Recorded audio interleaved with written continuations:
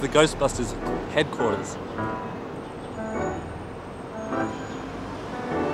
At least, I think it used to be.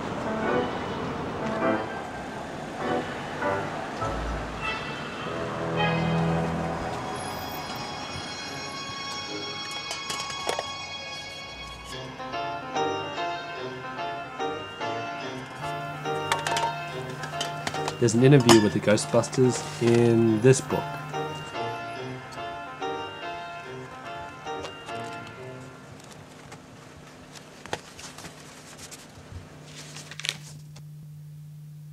You fellas were my boyhood heroes. Can you talk about some of the mysteries that the Ghostbusters investigate? The real mysteries are when you go home at night and you feel a cold presence in a room in an old house, and you turn and you think you see something or you hear something. Now that's the kind of mystery that I like to investigate. And so the Ghostbusters approach the supernatural much like janitors or exterminators. You're right. If we can actually catch a ghost and hold it, I might win the Nobel Prize. If anybody deserves Nobel recognition, it would be Spengler and me. We're going to be designing all the equipment and doing the hard research. Whoa! I introduced you. If it weren't for me, you never would have met. And that's got to be worth something.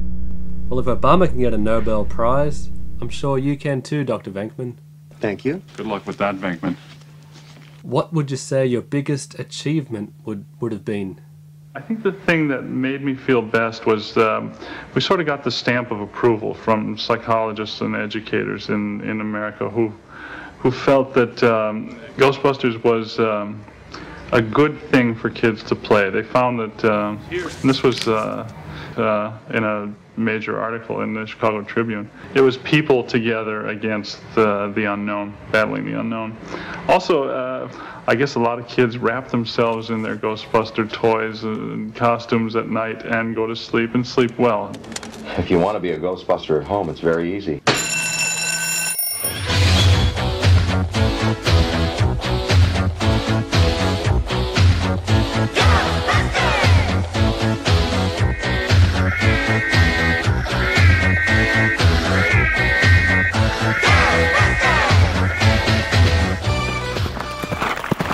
The Ghostbusters were then decapitated by the Headless Horseman of Sleepy Hollow. Click here to hear more about the Headless Horseman of Sleepy Hollow. The ghosts of Peter, Ray, and Egon hitchhiked down to Orlando, Florida, and took up residence in a cushy mansion. Click here to hear more, where they could study their lifelong passion firsthand.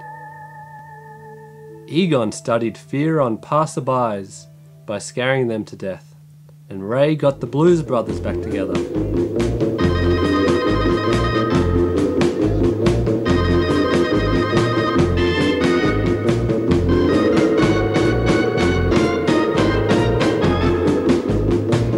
And Peter hooked up with a charming girl in the attic. He worried that marriage might be on her mind. And that's why the Ghostbusters Firehouse is now just a firehouse. But firefighters do a lot of good work too. And as for Winston Zedmore, he retired the day before all of this happened. But he later died of prostate cancer.